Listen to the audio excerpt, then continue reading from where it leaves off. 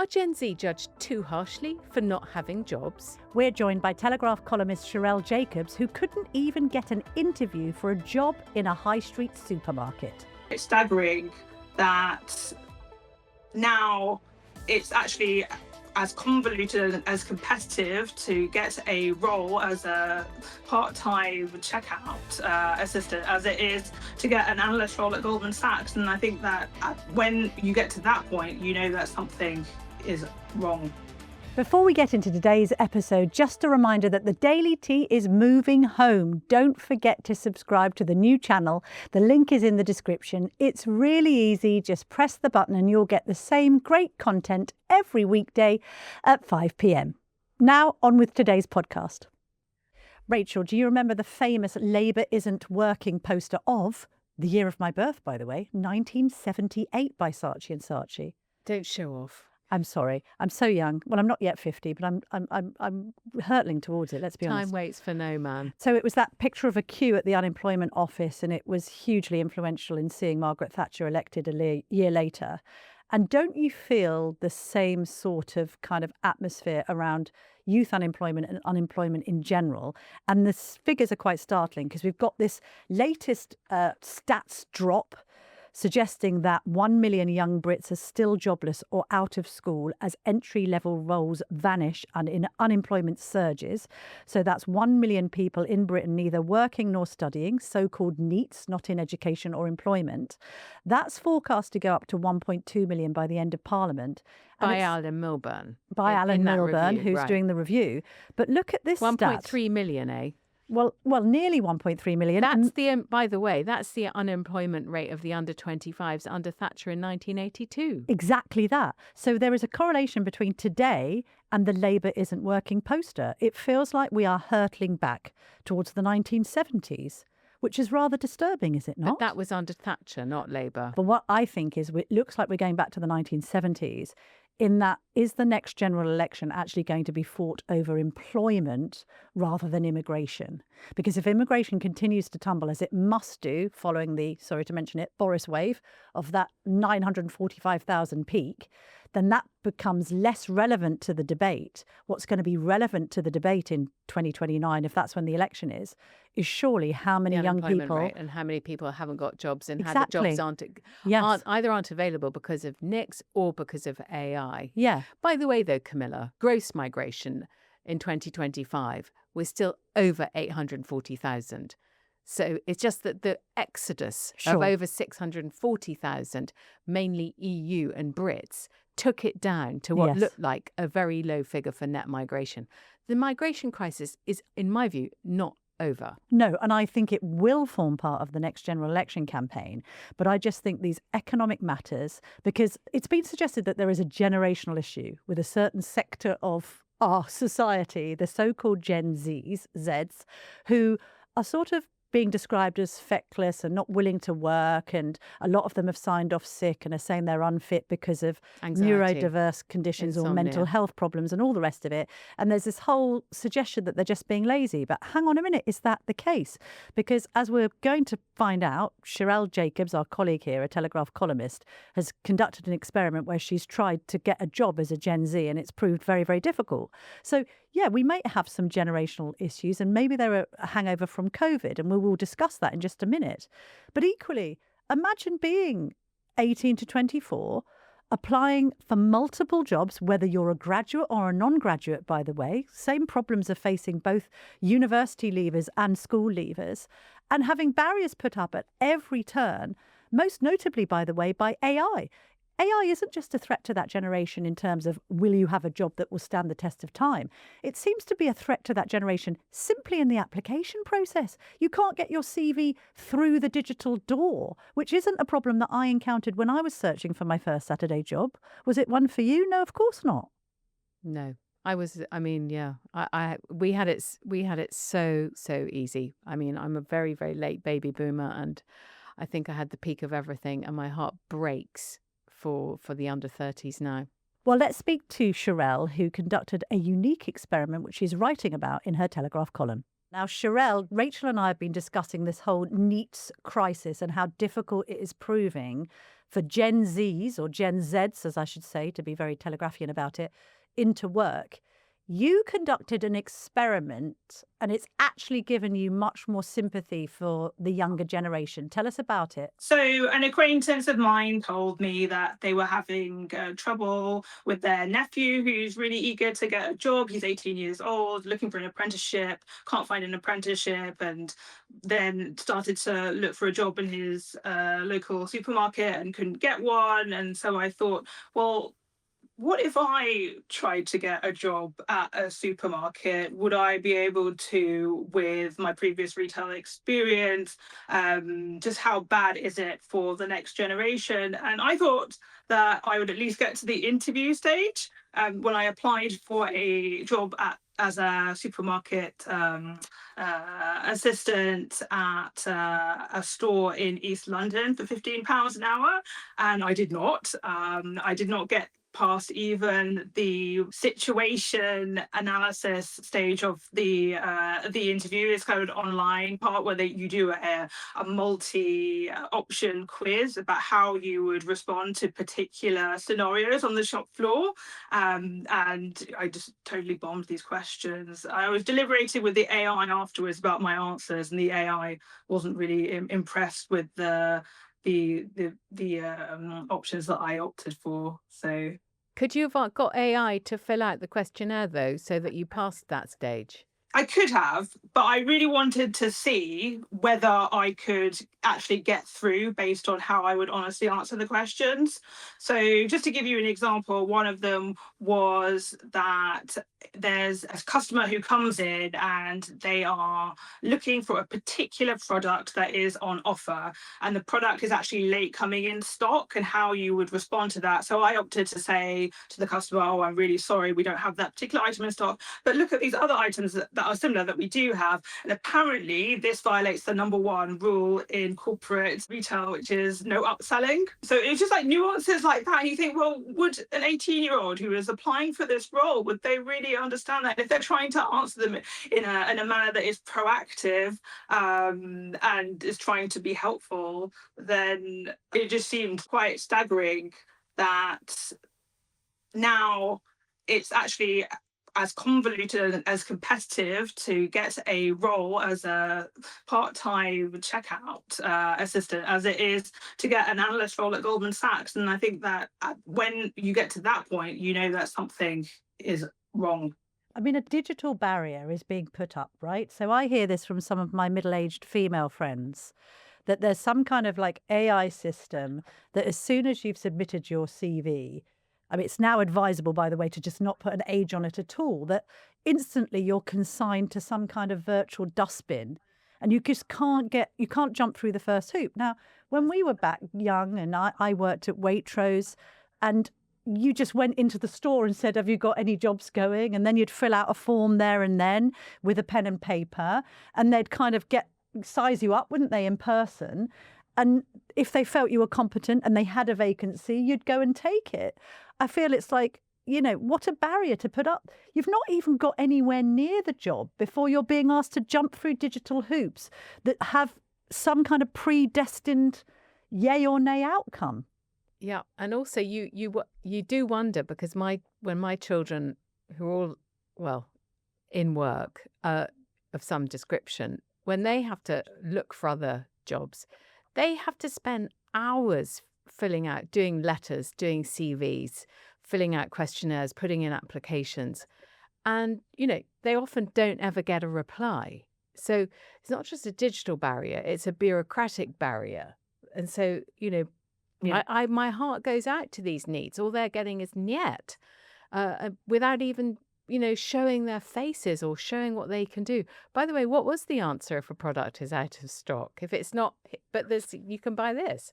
It is simply to tell the customer that it is out of stock, but it will be in stock tomorrow.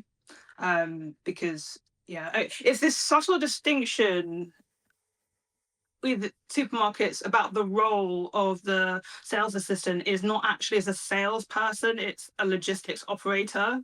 So you're really there just to facilitate in the best way that you possibly can, the customer getting access to the specific thing that they came in for. So Yeah, it's really depressing actually that we are assessing young people not on kind of their proactive nature, their ability to think out of the box, but their ability to absorb and sort of repeat back corporate norms, even when it comes to just a job at a checkout. And with the NEET, it's particularly serious because if you're from a family where you have someone there to pick you up at the end of the day and say keep going, that persistence at some point hopefully is going to pay off.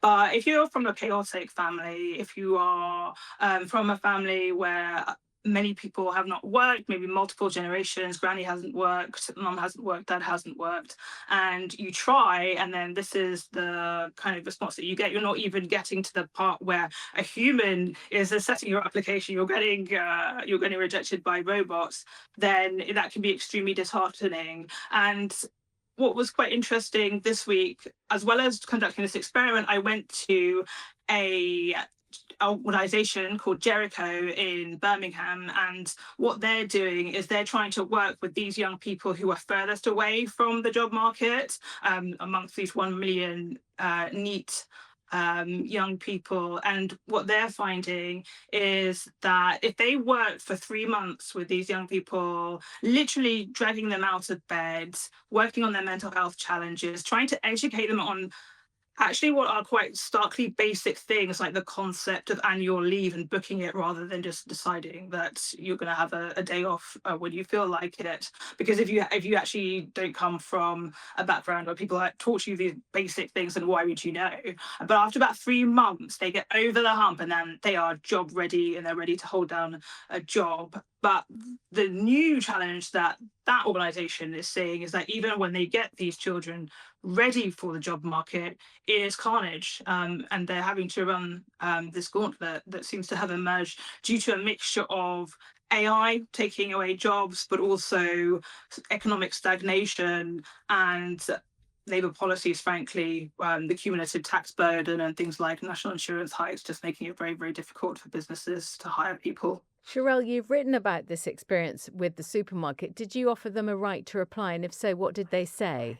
Not yet. So we haven't got to that stage. I've just sent her the piece across. So I'll be interested to see what they say. All I can say is that they did say in my rejection email, they invited me to apply for a lower ranking role. So watch this spot. I may be back having applied for the role of cleaner or stock replenisher. See if I can get an interview for that. I remember once I went to work on a kibbutz, and the job I was assigned was male sanitation, which meant cleaning the urinals, just saying. How was that for you, Rachel? I'm not going to discuss it. Cheryl, I got another question, which is about when it comes to the NEETs and this brilliant sounding outfit, Jericho and Birmingham, do you think there's I know I became obsessed at the time, but I remember thinking the pandemic was going to have this unintended consequence. If you pay people not to work, if you tell children, young people, that they don't have to go to school or to find a job or out of the house, and they could do everything on a screen. And, I remember the story of a friend's cleaner, and she had to stand him down during the pandemic. Then she discovered that he was also taking furlough money. So he was actually being paid twice not to work. So how much do you think we're seeing all this, the backwash of all those decisions that Rishi and Boris and Michael and Matt Hancock, the Quad, took in the pandemic? Anecdotally, I just keep hearing stories of children who were part of that lockdown disruption and just never went back to school. And it's just been a downward spiral since for them. And I think that our understanding of the impact of lockdown on the NEET crisis and how it feeds into it just barely scratches the surface. And I think going back to this theme of children who are from quite unstable families, if you put something like that into the mix, then it is a recipe for disaster, because sometimes school, college, is the only structure that child has in their life. That's perhaps the only place that they are guaranteed square meals as well. When you take that away, then you're just leaving them in the wilderness. And I think that a lot of this crisis does come back to lockdown in a way in which I think the political class is not willing to acknowledge, but people outside of the political class, you speak to charities, NGOs, organisations who are at the coalface working with these children, they're very candid about the fact that lockdown has played a part in the problem that we have. When I was growing up, maybe when Camilla was growing up as well, if push came to shove, you could go flipping hamburgers or you could stack shelves. And I note that Sadiq and Andy Burnham have been performatively stacking shelves this week.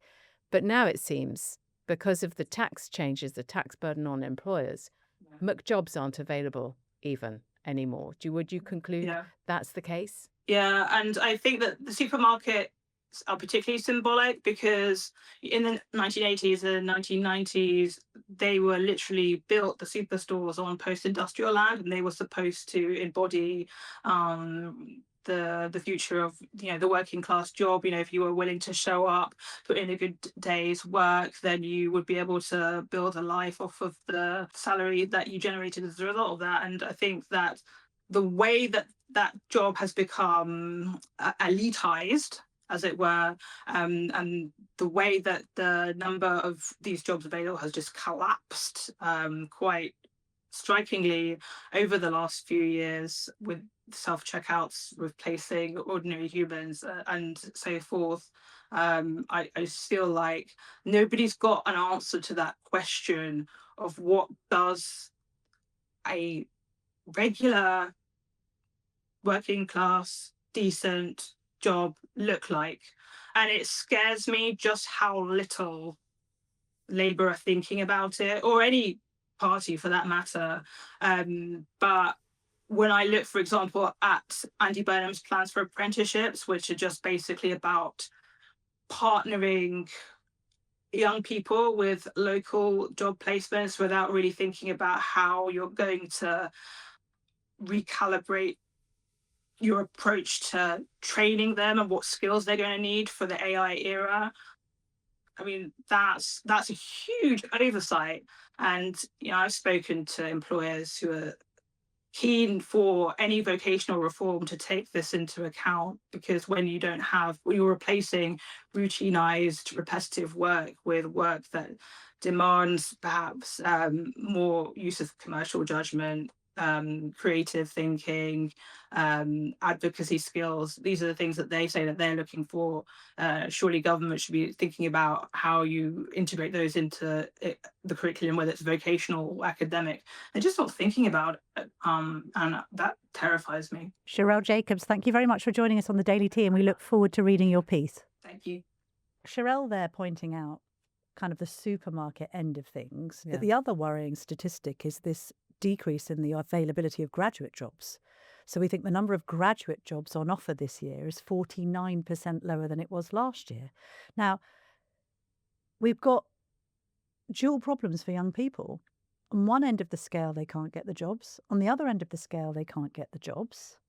And also, Pat McFadden is saying universal credit causes people to be signed off work indefinitely, and he wants to tackle it. And he says being in work and being out work, or fit for work or unfit for work, is too black and white.